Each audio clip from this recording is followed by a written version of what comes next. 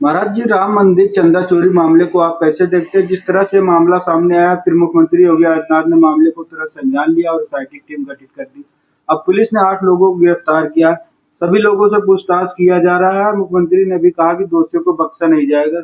महाराज जी क्या? देखिए, ये जो प्रकरण हुआ है, ये प्रकरण पूरे सनातनी जगत को, 100 करोड़ सनातनियों के हृदय को विदीर्ण करने वाला है। तो इस विषय पर हम क्या कह सकते हैं? अभी जांच चल रही है, चलने दीजिए। अब इस विषय पे अभी ज्यादा कुछ कहना ठीक नहीं। जब तक जांच होती है तब तक होने दीजिए। लेकिन हाँ, दुखदायी तो है, ये नहीं होना चाहिए। महाराज जी, जो होना था वो तो हो गया। अब आगे की कार्रवाई कैसे होनी चाहिए? और भी मंदिरों में इस तरह की कार्रवाई, मतलब चोरी की ना खबरें आए। देखो भैया, हम इतने दिनों से बोल नहीं रहे और हम नहीं चाहते कि कोई बात का बतंगड़ बने। लेकिन प्रश्न ये है कि राम मंदिर से प्रारंभ क्या हम लोग ये कर सकते हैं कि जितने भी भारत में मंदिर हैं, उन मंदिरों के पैसे का सदुपयोग सनातनी जगत के कल्याण के लिए हो। क्यों किसी संगठन की बात हम कर रहे हैं? हम अगर बातें कर रहे हैं कि वो एक ट्रस्ट है, वो ट्रस्ट पैसा क्यों रखेगा कोई ट्रस्ट पैसा? राम जी का मंदिर हो, कृष्ण जी का मंदिर हो, तिरुपति बालाजी का मंदिर हो, वैष्णो देवी का मंदिर हो, किसी भी मंदिर में अगर कोई पैसा आ रहा है तो मुझे लगता है, ऐसा मेरा पर्सनल मानना है और मैं हाथ जोड़ के विनम्रता से कह रहा हूं, मैं किसी पे कटाक्ष नहीं कर रहा हूं, इस पैसे का सदुपयोग सनातनी हित में होना चाहिए, गरीब बच्चों के हित में होना चाहिए, धर्म के प्रचार विचार में होना चाहिए, हॉस्पिटल्स निर्माण में होना चाहिए। और जो मैंने पहले ही कहा था, सनातन बोर्ड ही इसकी महत्वपूर्ण सबसे बड़ी सीढ़ी साबित होगा। 4 शंकराचार्य, जो सबसे बड़े संघ धर्म में, हमारे धर्म में सबसे उच्चतम पद है, चारों शंकराचार्य, 5 वैष्णवाचार्य, और इनके बाद जो भी संगठन में जो डिसाइड करना चाहे, इन लोगों को ये मंदिर सारे दे दिए जाएं सनातन बोर्ड बना के, और जो वक्फ बोर्ड के अधिकार हैं वो सनातन बोर्ड को दे दिए जाएं, और फिर इनसे जैसे वो मदरसे चलाते हैं वैसे मॉडर्न गुरुकुलम चलाएं, जैसे वो लोग और 2-4 काम करते हैं, हम लोग गौशाला बनाएं, हम लोग उस पैसे से हॉस्पिटल्स बनाएं। हम क्यों, कहाँ गौ कटेगी जब गौशालाएं बन जाएंगी? तो विषय ये नहीं है कि मंदिर में चोरी हो गई है, विषय अब ये है कि आगे चोरी न हो, आगे चोरी न हो। हम वो क्या कर सकते हैं? तो इसके लिए एकमात्र ऑप्शन है, भगवान का धन भगवान के जन के काम आ जाए, और उसके लिए सनातन बोर्ड का गठन हो। ये धर्माचार्यों का विषय है, धर्माचार्यों को सौंप दिया जाए और सनातन बोर्ड बना के सौंपा जाए, वो फिर उसमें कृष्ण भूमि भी आ जाएगी।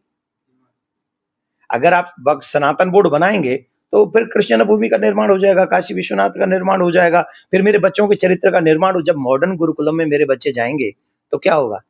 तब सिया किसी अग्रवाल का कत्ल नहीं करेगी, धक्का नहीं मारेगी। तब मेरे बच्चे संस्कारी होंगे। जैसे मुसलमान भाइयों के बच्चे कुरान पढ़ के संस्कारी होते हैं, वैसे ही मेरे बच्चे भी मॉडर्न गुरुकुलम में जाके गीता रामायण पढ़ के, साइंस पढ़ के निपुण होंगे और परिवार बचाएंगे।